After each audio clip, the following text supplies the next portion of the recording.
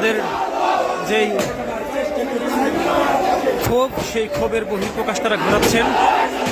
সবাই যে যার হাতে যেভাবে পেরেছেন, লাঠি নিয়ে বাড়ি থেকে যা পেরেছেন তাই নিয়েই তারা এখানে চলে এসেছেন। এবং আপনারা দেখতে পাচ্ছেন যে এখানে অনেকেই গায়ে টি শার্ট গায়ে দিয়ে এসেছেন।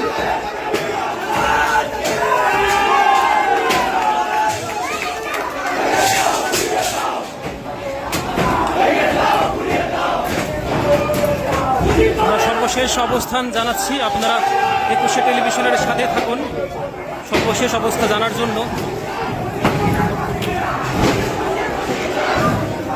ইতিমধ্যেই এর আগে যে ঘরের রুমগুলো ভাঙা হয়ে গেছে সেগুলোর অবস্থা দেখতে পাচ্ছেন, এবং চারিদিক থেকে মানুষজন শুধু হুড়োহুড়ি করে দৌড়াচ্ছেন এবং যে যেভাবে পারছেন মানুষজন ঠিক খুঁজে খুঁজে বের করছেন।